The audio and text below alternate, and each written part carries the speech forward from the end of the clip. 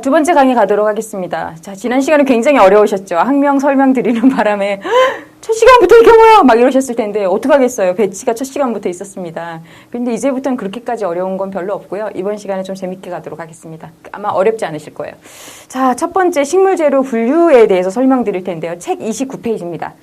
자, 식물재료의 분류는요, 사실 뭐 굳이 안 해도 되겠다. 근데 왜 할까라고 생각을 하지만 저희가 이 식물에 대해서 이해를 할 때 이 사이클이라든지 이런 그 분류를 하면서 사이클에 대해서 분류를 하면서 이해를 하시는 게 훨씬 더 편하고 또 빨리 이해도도 빠릅니다. 자, 그래서 저희가 이 분류를 하게 되는데, 자, 가장 먼저 분류하는 거는 자, 우리가 꽃이라든지 이런 꽃 피는 식물들, 뭐 혹은 보통 초본성 식물들을 얘기할 적에 1, 2년 초다라고 먼저 얘기를 합니다. 1, 2년 초다, 숙군 초다 이렇게 얘기를 하는데 우선 두 개를 좀 분류를 하시는 게 빠를 것 같아요. 1, 2년 초는요. 말 그대로 1, 2년생 초화류 혹은 1, 2년 초 뭐 이렇게 얘기를 하는데요. 다른 말로 한 해살이 식물, 뭐 두 해살이 식물 이렇게도 얘기를 하죠. 아유 무슨 용어가 이렇게 많나 하지만 다 같은 말입니다. 자, 1, 2년생 초화류 같은 경우에는 말 그대로 생육 사이클이 1년에서 2년 정도에 모두 다 끝난다라는 뜻입니다. 자, 그런데 이 숙군초나 단연초 같은 거는요. 생육 사이클이 길다라는 뜻이에요. 1, 2년에 모든 게 끝나지 않고요. 뭐 이런 경우죠. 우리나라 같은 경우에는 겨울이 있지만 1년생, 2년생은요. 씨를 뿌려서 싹이 나오고 꽃이 피고 그 다음에 뭐 열매가 맺거나 그리고 죽기까지 기간이 1년에서 2년에 끝나요. 그런데 이 숙군초나 단연초 같은 경우에는 죽었어요. 겨울이 돼서. 추워서 죽었는데 죽는 게 완전히 죽은 게 아니라 지상부만 말라 죽고요. 지하부는 살아있다가 다음 해에 다시 그 뿌리에서 싹이 나고 잎이 나고 뭐 이런 게 바로 숙군초나 단연초죠. 그러니까 가장 큰 그 차이점이 바로 그 생육 사이클이 얼마만큼이냐를 우리가 얘기를 하게 되는데 가끔 이런 분들이 있어요. 1, 2년 초 중에서 가장 대표적인 식물을 얘기하는 것 중에 하나가 맨드라미가 있습니다. 자, 그런데 가끔 어떤 분들은 선생님 저희 집에는요, 같은 자리에서 맨드라미 매년 또 피는데, 이러세요. 아마 자세히 보시면, 그 맨드라미가 그 뿌리에서 매년 또 피는 게 아니라, 죽고, 그 해에 싹이 나서 그 해에 꽃이 핀 맨드라미는 죽고, 죽기 전에 떨어진 씨앗이 다음 해에 새로 발아해서 꽃이 피는 걸 거예요. 근데 그냥 우리가 보기에는 같은 자리에서 매년 피고 지고 하는 것 같으니까 이상해요 그러지만 전혀 다른 겁니다. 자, 그래서 1, 2년생 초화류하고 숙군초하고 좀 구별이 되셨을 거라고 생각을 하고요. 자, 1, 2년 초화류 같은 경우에는 또 크게 두 가지로 분류를 합니다. 첫 번째는 춘파 1년초, 두 번째는 추파 1년초인데요. 자, 조금 그림을 그리면서 제가 설명을 드릴게요. 춘파 1년초, 추파 1년초가 있는데요. 춘파는 뭐예요? 봄춘차죠. 추파는 가을 추자입니다. 쉽게 얘기를 해서 봄에 파종하는 1년생이다 이 뜻이에요. 추파는 가을에 파종하는 1년생이다 이 뜻입니다. 자, 그러면 봄에 파종했는데 봄에 꽃 볼 수 있어요?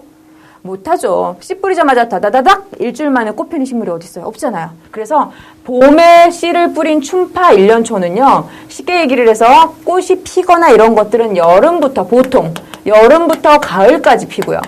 자, 추파 1년초는 반대로 겨울을 보낸 다음에 이듬해 봄에 꽃이 피는 경우가 대부분입니다. 그런데 보통 순간적으로 착각해서요. 다음 중 춘파 1년초가 아닌 것은 혹은 추파 1년초가 아닌 것은 이러면요. 추파 1년초니까 가을에 꽃 피는 건가 보다. 난 근데 쟤 펜지 봄에 봤는데 쟤는 아니다. 이러신단 말이에요. 근데 그게 아니라 이해를 하셔야 돼요.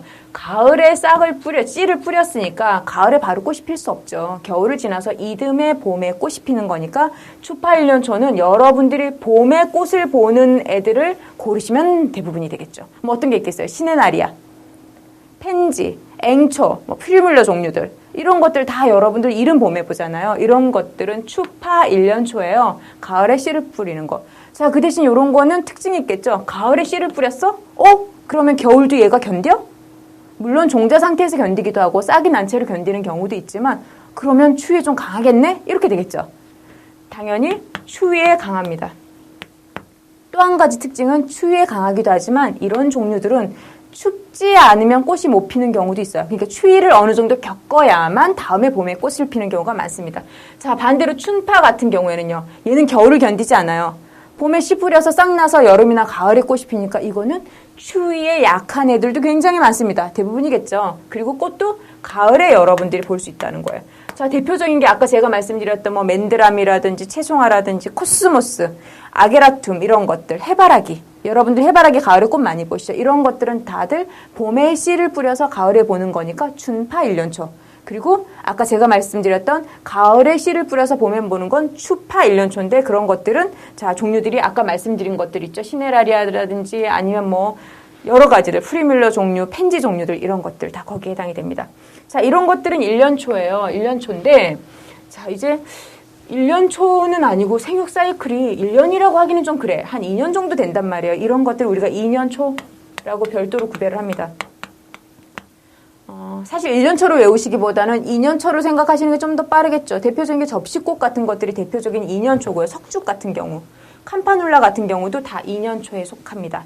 자, 1년초, 2년초 제가 설명을 다 드렸고 아까 숙군초에 대한 설명도 드렸어요. 자, 숙군초가 뭐라고요? 지하부에 있는 뿌리는 살아남아서 지상부에 있는 것들은 추위가 와서 말라 죽어도 내년에 다음에 여기서 다시 싹이 나서 또 나는 거를 숙군초라고 얘기를 했어요. 자, 그런데 숙군초도 크게 또 두 가지로 분류를 할 수가 있습니다. 첫 번째는 온실 숙군초. 두 번째는 노지 숙군. 자, 우리나라 밖에 이렇게 막 밖에 있는 그 야외를 우리가 노지라고 얘기를 해요. 온실 숙군초가 그럼 왜 노지로 나눌까요? 노지 숙군초는요, 우리나라 그냥 길가에서 겨울 혼자 지내고 내년에 또 나는 걸 이제 노지 숙군초라고 얘기를 합니다. 그런데 온실 숙군초는요, 원산지가 열대나 아열대라서 지네들이 본래 살던 데에서는 얘들이 월동을 해요. 겨울에 왜? 춥지가 않으니까. 그런데 우리나라에서는 숙군이 안 되는 경우죠. 자, 이런 거는 온실에 뒀을 때는 숙군초인데 밖에 두면 얘 숙군 아니다 이 뜻이에요. 그래서 온실 숙군초라고 얘기를 합니다. 자, 대표적인 게 아까 제가 열대, 아열대 식물이라고 말씀을 드렸죠. 그래서 뭐 군자란이라든지 뭐 제라늄 종류, 안수륨 이런 것들은 다 거기에 속합니다. 온실 숙군초에 속하고요. 자, 노지 숙군초 같은 경우에는 여러분들이 우리나라 그냥 밖에서 보는 것들, 밖에서 막 키우는 거, 옥자마라든지 뭐 비비추라든지 루드베키아, 숙군플럭스, 뭐 금계국 이런 것들이 다 이 노지 숙군초에 들어갑니다. 자, 그래서 이제 숙군초까지 설명을 쭉 드렸어요. 자, 어렵지 않죠? 지난 시간만 어려웠습니다. 자, 그 다음번에, 자, 재료별로 이제 저희가 쭉 분류를 하고 있는데, 그 다음번에 나오는 게 구근식물입니다. 자, 구근식물이 몇 페이지냐 하면 30페이지입니다. 자, 구근식물이 30페이지인데, 이 구근식물이라는 거는요, 자, 쉽게 얘기해서 우리가 그 동그란 알구자죠. 동그랗게 뿌리라든지 이런 부분이 그 동그란 형태를 가지고 있다 뭐 이런 뜻이에요. 대략 얘기를 하자면. 그러면 뿌리만 동그래야 돼 그건 아니고요. 식물체의 한 부분에 양분이라든지 수분을 저장을 해서 둥근 어떤 덩어리 형태를 가지고 있는 식물을 우리가 모두 다 토탈해서 구근식물이라고 얘기를 합니다. 사실 이 구근식물도 아까 말씀드렸던 숙군초에 포함이 될 수 있겠죠. 포함이 되지만 범위가 워낙에 넓기 때문에 숙군초에다 단순하게 포함시키지 않고 구근식물로 별도로 분류를 합니다. 자, 그런데 구근식물에는 어떤 게 있을까요? 여러분들 잘 아는 양파, 여러분들 잘 아는 거 설명을 드릴게요. 그 다음에 또 감자, 고구마 이런 것들 다 구근식물이겠죠. 자, 모두 다 구근식물인데 혹시 그런 얘기 들어보셨어요? 감자는 줄기고 고구마는 뿌리야. 초등학교 교과서에 나옵니다. 자, 이런 얘기 들어보셨죠? 무슨 얘기냐면 감자는 줄기 부분에다가 저장을 했고 고구마는 뿌리 부분에다가 저장을 했다라는 뜻입니다. 자, 그래서 거기 책에 보시면 자, 쭉 나오시게 되는데 30페이지 가장 아래에 보시면 우선 구근의 종류에서 인경 나옵니다. 인경은요. 줄기 경자고요. 비늘 인자예요. 자, 그러면 비늘처럼 생긴 줄기라는 뜻이기 때문에 다른 말로 비늘줄기라고 얘기합니다. 자, 왜 비늘줄기라고 얘기를 하냐면 여러분들 혹시 기회가 되시면 백합뿌리를 한번 보시면요. 책에도 예제에 아마 제가 알기에 네, 백합뿌리가 나와 있어요. 네, 백합구근이 나와 있을 텐데 자, 보시면 백합을 본래 우리나라 말로 나리라고 얘기를 합니다. 자, 나리 종류의 그 뿌리를 보시면은, 구근을 보시면은, 이런 식으로 되어 있잖아요. 약간 이렇게. 비늘 조각이 막 붙어 있는 것처럼 이렇게 되어 있습니다. 그래서 비늘들이 막 붙어 있어서 비늘 조각처럼 보이는 데다가 이 부분이 줄기가 비대된 거기 때문에 비늘 줄기라고 부르는 거예요. 자, 그런데 이렇게 비늘의 형태가 그대로 다 살아있는 경우도 있고요. 이게 살아있지 않고 양파처럼 가장자리에 있는 게 막처럼 피막처럼 변한 것도 있어요. 말라붙어서. 자, 요거는 양파처럼 생긴 거는 유피인경이라고 얘기하고요. 껍질이 있기 때문에. 자, 요거는 무피인경이라고 얘기를 합니다. 둘 다 비늘줄기 인경입니다. 대표적인 게 양파처럼 생긴 거니까 뭐가 있을까요? 아마릴리스라든지 히아신스라든지 알리움 같은 게 이 유피인경에 해당이 되고요. 무피인경 같은 경우에 여러분들 잘 아는 나리백합. 네, 그게 바로 이 무피인경에 해당이 됩니다. 자, 요것도 구근식물이죠. 자, 그 다음번에 구경에 대한 설명도 있고요. 궤경에 대한 설명도 있고 쭉 있는데 제가 몇 가지만 설명드리고 넘어가겠습니다. 자, 궤경이라고 하는 거는요. 자, 3번에 보시면 궤경 나오는데 궤경은요. 다른 말로 덩이줄기라고 얘기를 합니다. 대표적인 게 감자예요. 자, 감자 형태 보시면 덩어리 형태로 되어 있는데 얘도 역시나 줄기가 변한 겁니다. 자, 근경도 있고요. 뿌리줄기라고 하는 근경도 있고 제일 마지막에 보시면 궤근도 있습니다. 궤근은 달리아, 고구마 이런 식물들이 대표적인 궤근인데요. 얘는 뿌리 근자죠. 자, 이때까지 자, 궤경도 있었고요. 근경도 있었고요. 자, 구경도 있었고요. 인경도 있었습니다. 궤근도 있죠. 보시면 뒤에가 다 줄기예요. 다 줄기가 변한 거지만 궤근은 뿌리가 변한 겁니다. 좀 다르죠. 자, 그래서 이렇게 좀 정리를 여러분들께 드렸고요. 자, 그래서 구근의 종류는 제가 쭉 설명을 드렸고요. 자, 구근도 또 심는 시기별로 또 분류를 해요. 자, 첫 번째는 춘식구근이 있습니다. 두 번째는 추식구근이 있습니다. 아까 전에 제가 춘파 1년초, 추파 1년초 설명드렸죠. 춘파, 추파하고 같은 개념으로 생각하시면 됩니다. 춘식은 봄에 식재하고 추식은 가을에 식재해요. 봄에 식재했기 때문에 겨울을 거치지 않아요. 그래서 대부분 추위에 약합니다. 추식은 가을에 심었기 때문에 겨울을 거쳐서 추위를 견뎌야지만 꽃이 피는 경우가 많습니다. 자, 그러면 추식은 당연히 봄에 꽃이 필 거고요. 춘식은 여름부터 가을까지 꽃이 피는 경우가 많습니다. 자, 춘식 구근 종류의 가장 대표적인 게 칸나예요. 자, 여러분들 지금 한참 이제 칸나가 막 끝났죠. 뭐 계절에 따라 차이도 있겠지만 가을철이 되면 칸나가 이제 막 끝나요. 그리고 보통 이제 찬바람이 막 불기 시작하면 아마 눈여겨보시면 그 도로변 같은데 칸나 심어놓은 데서 막 칸나 뿌리를 캘 거예요. 자, 왜 그러냐면 월동이 안 돼요. 우리나라에서 칸나는. 물론 남부지방에서 일부 월동이 되기는 하지만 서울 경기권에서는 아직 춥기 때문에 월동이 잘 안 됩니다. 그래서 이 칸나 같은 경우에 가을 날씨가 추워지기 전에 다 뿌리를 걷어서 저장해 놨다가 그리고 내년 봄에 다시 심게 됩니다. 자, 이런 경우는 원산지가 우리나라처럼 추운 곳이 아니라 약간 더운 곳이기 때문에 그렇습니다. 칸나도 그렇고요. 칼라도 그렇고요. 글로디올러스도 그렇고요. 그리고 뭐 달리아라든지 아마릴리스 이런 것도 대부분 이 춘식 구근에 속합니다. 자, 추식 같은 경우에는 여러분들 아주 이른 봄에 피는 수선화 잘 아시죠? 수선화도 그렇고요. 크로커스 같은 거 아주 이른 봄에 피죠. 자, 튤립 이런 것들도 자 모두 추식 구근에 해당이 됩니다. 자, 이런 경우에는 춥지 않으면 꽃도 잘 안 핍니다. 뭐 나리 같은 경우에도 해당이 되는데요. 아마 그런 얘기 들어보셨을 거예요. 그 농가에서 백합이라든지 백합이 아까 제가 나리라고 말씀을 드렸는데 우리나라 토종말로 하면 나리가 됩니다. 자, 이 그 나리 농장에서요. 1년에 꽃 한 번만 피고서 1년 기다리기 너무 힘들죠. 그래서 이 나리를 어떻게 준연 재배를 하냐면 나리가 꽃이 피고 나서 꽃을 잘라낸 다음에는 이 나리를 적절한 시기에 다시 캐서 저장고에다 넣어서 차가운 온도에다가 저온에다가 저장을 합니다. 물론 온도에 따라서 뭐 20일에서부터 한 달 정도 저온에다 저장을 하는데 그 다음에 적당한 시기에 다시 식재를 하면 꽃이 또 핍니다. 왜? 식물이 착각하는 거예요. 아, 겨울이 왔구나. 그럼 나는 이제 또 빨리 준비하고 있다가 다시 이제 꽃이 펴야지. 착각하는 거예요. 이미 계절이 지나갔다고. 그래서 그런 식으로 해서 꽃을 1년에 3번 수확을 하기도 하는데요. 자, 이런 것들도 그런 성격을 이용한 건데요. 대표적으로 추식 구근이기 때문에 가능한 겁니다. 자, 제가 쭉 구근에 대해서 설명을 드렸어요. 자, 그렇게 어렵지는 않으실 거예요. 이 구근 같은 경우에는 외우려고 하시면 굉장히 어려우신데, 아, 그래서 그렇구나 하시면은 조금 이해하시기가 쉬워요. 아까 제가 춘식 구근, 추식 구근 설명드릴 적에, 춘식은 봄에 심으니까 좀 추위에 약하다고 말씀드렸죠. 그러니까 어떤 게 있겠어요? 대부분 우리나라 노지에서 보기 어려운 것들. 그러니까 누가 인위적으로 심어야지만 볼 수 있는 것들이 많으니까, 아마릴리스라든지, 뭐, 칸나라든지, 이런 게 다 여기에 속할 거고요.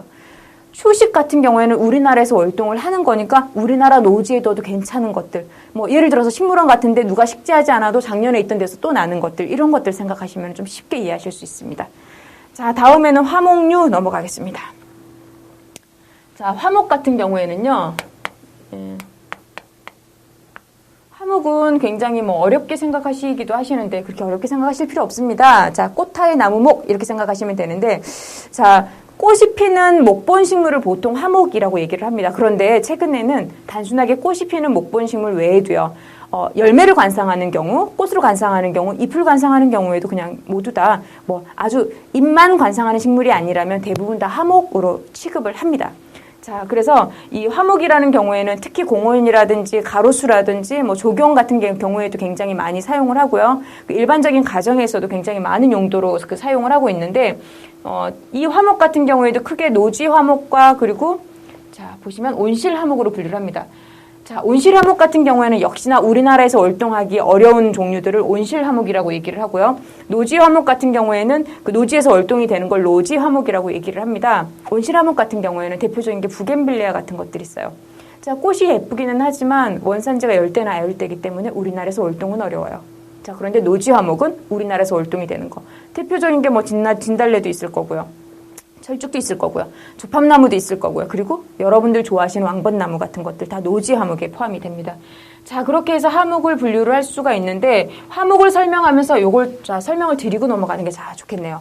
33페이지 보시면은요. 화목의 형태적 분류하면서 화목을 교목과 관목과 만경성으로 나눕니다. 그냥 덩굴성이라고 하셔도 좋을 것 같아요. 자, 교목은요. 주줄기가 분명하고 예를 들어서 주줄기가 이렇게 뚜렷하고 가지의 분지가 위에서 되는 거를 교목이라고 얘기를 합니다.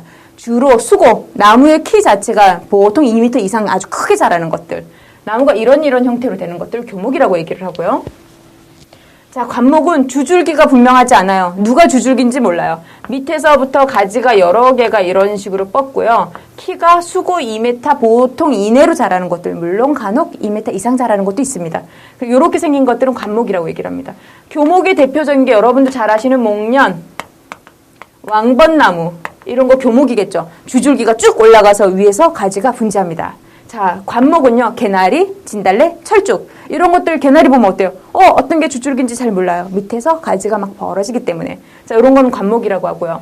자, 여러분들 등나무 같이 이렇게 덩굴로 자라는 것들 있죠. 이런 것들은 만경성이라고 얘기를 하는데요. 일반적으로 만경성은 처음에는 새수는 초본으로 나다가 목질화돼서 나무처럼 단단하게 되는 거를 만경성이라고 얘기를 합니다. 자, 그래서 이런 것들을 화목으로 분류를 하는데 이 교목이나 관목이라는 개념은 왜 미리 설명을 드렸냐면 뒤에 관엽식물에 가서도 마찬가지입니다. 교목 키 큰 것도 있고요. 관목같이 키 작은 것도 있고 종류가 나눠지기 때문에 개념을 미리 설명을 드리고 가도록 하겠습니다. 자, 그래서 화목이 어떤 게 있고 어떤 종류가 있다라는 걸 제가 설명을 드렸는데 자, 뒤로 넘어가서 다음에는 어떤 종류가 있을까요? 자, 지금까지 하회 재료를 계속 설명을 드리고 있어요. 분류를 계속 하고 있는데 자, 다음번은 선인장입니다. 34페이지죠. 선인장, 다육식물. 자, 다육식물은요. 마늘 다자에다가 자, 우리가 그 육질이라고 얘기를 하죠. 수분이 많은 식물을 체내에 수분이나 양분이 많이 저장되어 있는 식물을 가지고 우리가 다육식물이라고 얘기를 합니다. 그런데 이 다육식물 중에서 줄기가 매우 독특하거나 가시가 있거나 이런 것들을 따로 분류를 해서 우리가 선인장이라고 얘기를 해요. 자, 쉽게 얘기해서 선인장도 다육식물에 포함이 되기는 하겠죠. 자, 선인장의 종류에는 뭐 기둥선인장도 있을 거고요. 부채선인장, 뭐 개발선인장 이런 종류들 다 선인장입니다. 줄기가 아주 형태가 독특하거나 가시가 있거나. 다육식물들은 여러분들 아마 많이 보셨을 거예요. 돌나물. 잎사귀 쭉 누르면 물이 착 나오죠. 수분이 굉장히 많아서 그런 거거든요. 채송화 이런 것들도 다 다육식물에 들어갈 수 있겠죠. 꿩의 비름도 다육에 들어갈 거고요. 돌나물도 다육에 들어간다고 아까 말씀을 드렸고, 뭐 바위솔 같은 것들, 뭐 연화바위솔 이런 것들, 큰 꿩의 비름 이런 것들도 다 다육식물에 들어갑니다. 자, 다음에는 관엽식물 나오는데요. 자, 관엽식물은 쉽습니다. 관엽식물이라는 거는요, 잎, 엽자죠. 잎을 관상하는 식물을 관엽식물이라고 얘기를 합니다. 잎을 왜 관상해요? 잎 자체의 형태가 독특하거나 색이 굉장히 아름다워서 잎만 가지고도 관상의 가치가 충분히 있는 식물들, 이런 식물들을 관엽식물이라고 합니다. 근데 대표적으로 관엽식물들은 대부분 열대나 아열대 원산인 것들이 많아요. 대부분 하원에서 판매하고 있는 관엽식물 종류들은 대부분 열대나 아열대 원산이라고 생각을 하시면 되는데, 자, 이런 종류들을 다 관엽식물들이라고 얘기를 합니다. 자, 관엽식물도 아까 제가 말씀드린 것처럼 교목, 관목으로 구별을 할 수 있는데, 거기에다가 교목, 관목 외에도 초본성도 구별합니다. 교목은 뭐가 있을까요? 고무나무 종류. 대부분 큰 야자류. 이런 것들이 교목에 들어가고요. 관목 같은 경우에는 펠소니, 크로톤, 이런 것들이 관목이겠죠. 초본성은 처음부터 끝까지 풀로 된 거, 마리안느, 디펜바키아 마리안느 이런 것들이 바로 초본성에 들어갑니다. 그래서 이런 것들을 관엽식물이라고 이해를 하시면 좀 쉬울 것 같아요. 자, 지금 제가 쭉 설명드리는 방법이 용어를 가지고 그 용어를 이해하고 넘어가는 식으로 설명을 드리고 있는데요. 여러분들도 외우려고 하시기보다 얘를 왜 관엽식물이라고 하는구나. 관엽식물은 이러니까 열대 원산이 많으니까 이렇게 생겼구나. 이렇게 이해를 하시니까 훨씬 빠를 것 같습니다. 자, 쭉 넘어가서요. 이제 난촉과 식물이 나오는데, 난촉과 식물 같은 경우에는요. 자, 몇 가지 설명을 드려야 돼요. 난촉과 식물은요. 크게 얘기를 해서 서양난, 동양난으로 나눕니다. 서양난은요, 열대나 아열대 원산인 것들. 동양난은 아시아권이 원산인 경우, 즉 원산지로 분류를 한 거죠. 자, 서양난, 동양난 나누고 그 다음번에 두 번째는 살아가는 생육 방식에 따라서 착색난과 지색난으로 나눕니다.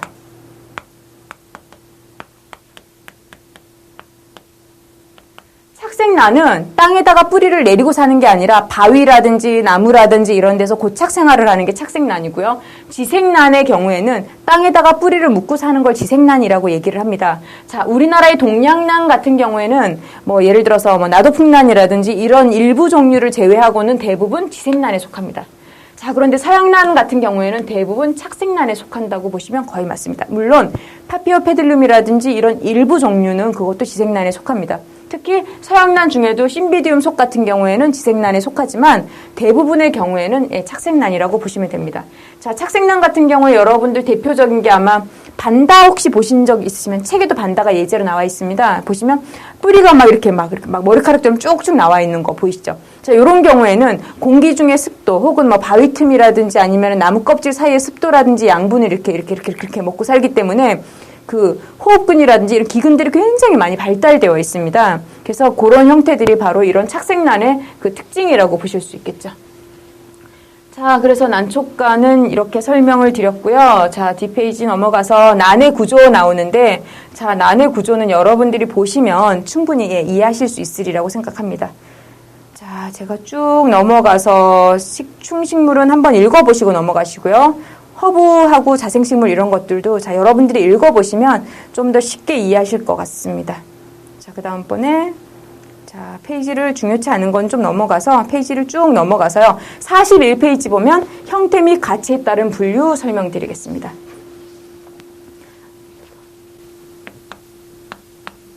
형태의 가치에 따른 분류. 첫 번째 형태 먼저 설명드릴게요. 형태는 식물을 형태로 나누면은 외부 형태로 나누면은 크게 네 가지 정도로 분류합니다. 첫 번째는 선꽃. 글씨가 좀 작지만 그 다음에 형태꽃. 그 다음번에 덩어리꽃. 그 다음에 채우는 꽃.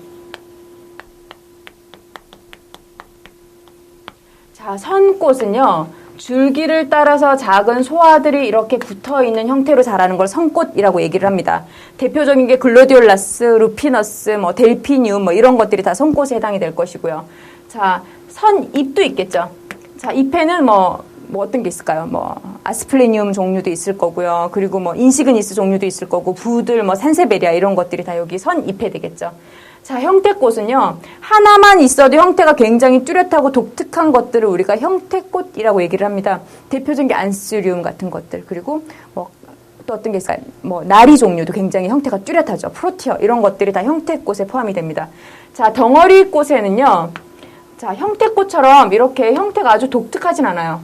안수림처럼 이렇게 형태가 아주 독특하진 않습니다. 그런데 그래도 이 덩어리꽃도 한 줄기에 보통 하나의 꽃이 달려 있습니다. 그런데 이 형태꽃 같은 경우에는 여러 개를 모아서 섞어두는 것보다 하나가 있을 때 그 가치가 굉장히 크지만 덩어리꽃은 하나 뒀을 땐 그렇게 가치가 크지 않아요. 그런데 두 개나 세 개를 뒀을 때 훨씬 효과적인 것들, 장미, 카네이션, 라넌큘러스, 아네모네 이런 것들 다 덩어리꽃이라고 얘기를 합니다. 형태꽃만큼 가치가 크진 않습니다. 자, 그 다음에 채우는 꽃은 한 줄기에 일경일화라 그래서 하나의 꽃이 붙어 있지만 채우는 꽃은 한 줄기에 스프레이 타입이라고 얘기를 하죠. 여러 개의 소화가 분산되어 있는 헤어스프레이 이런 것처럼 이렇게 분산되어 붙어 있는 거를 이렇게 채우는 꽃, 필러 소재라고 얘기를 합니다. 여러분들 많이 아시는 수꾼안개초, 솔리다스터, 이런 것들, 리모니움 이런 것들 다 여기 이 채우는 꽃에 들어갑니다. 그래서 이런 식으로 형태를 우리가 구별을 하는데요. 자, 그런데 용도가 있습니다. 자, 이 설명까지 드리면 조금 이해가 쉬울 것 같아요. 여기는 좀 지우고요.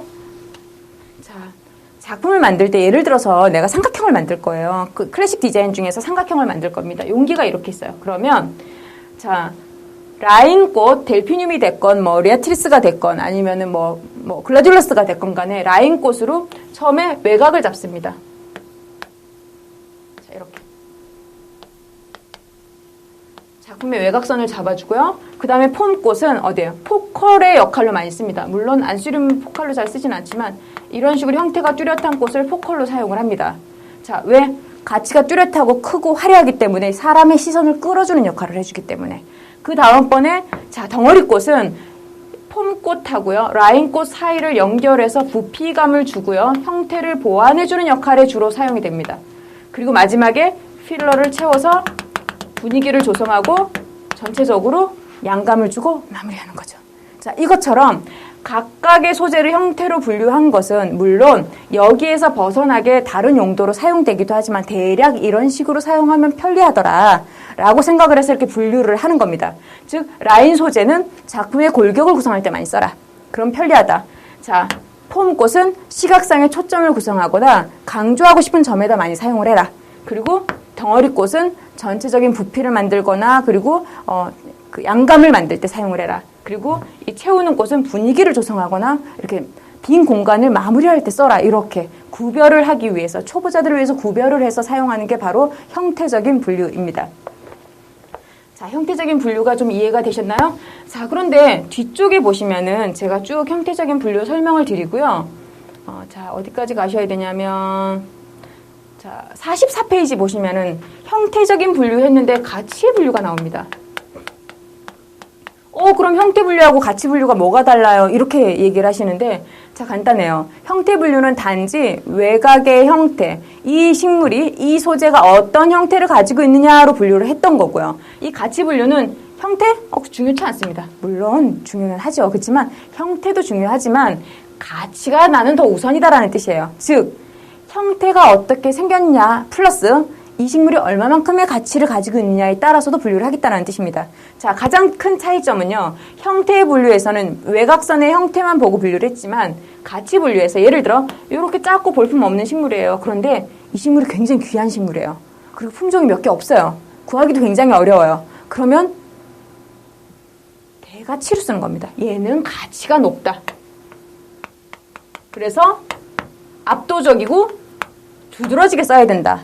아까 형태적인 분류하고는 좀 달라졌죠. 아까 형태적인 분류에서는 이건 만약에 특히 이게 스프레이 타입이라면요. 아무리 이게 비싸고 좀 중요한 꽃이라도 이거는 필러 소재일 뿐이에요. 그런데 가치 분류에서는 이 소재가 압도적인 위치로도 써줄 수 있다라는 거죠. 즉, 이 소재가 가장 돋보이게 디자인을 해줄 수도 있다라는 뜻입니다. 그래서 즉 이 가치를 기준으로 분류를 하는데요. 일반적으로 얘기를 할 때는 지금처럼 예외적인 경우가 대가치가 되기는 하지만 일반적인 경우에는 아까 우리가 처음에 했던 라인 플라워, 그러니까 선꽃, 그 다음에 폼 플라워 이런 것들은 대부분 대가치로 들어가고요. 메스 소재, 장미라든지 이런 것들은 대부분 중가치 정도로 들어갑니다. 물론 경우에 따라서 메스 중에서도 아주 품종이 적거나 한 것들은 대가치로 들어가기도 합니다. 자, 그리고 잔잔한 것들, 바닥에 기어서 자라는 것들, 가치가 약한 것들 이런 것들은 소가치로 들어갑니다. 필러 중에 일부는 소가치로 들어가게 되겠죠. 이렇게 비슷한 듯 하지만 아까 제가 말씀드린 것처럼 거의 필러 소재처럼 혹은 채우는 소재처럼 그다지 가치가 높아 보이지 않더라도 식물 자체의 가격이 아주 비싸거나 아주 가치가 큰 경우에는 예외적으로 대가치로 사용되기도 하기 때문에 이 가치 분류는 형태 분류와 약간 차이점이 있습니다. 자, 그래서 이렇게 지금 식물의 형태에 대해서도 제가 쭉 설명을 드렸어요. 자, 그래서 그렇게까지 제가 설명을 드렸는데, 자, 형태 분류하고 가치 분류 여러분들 조금 구별이 가셨으리라고 생각을 합니다. 그래서 식물의 분류라는 것은 지금 제가 뭐 관엽식물이 어떤 거다, 뭐 일년초는 뭡니다, 수꾼초는 뭡니다 이렇게 쭉 설명을 드려왔는데, 사실 식물을 우리가 외관적으로 혹은 생육 사이클로 이렇게 분류를 해놓은 거거든요. 그래야 그 식물에 대해서 이게 어떤 건지 이해하기가 좀 더 쉽기 때문입니다.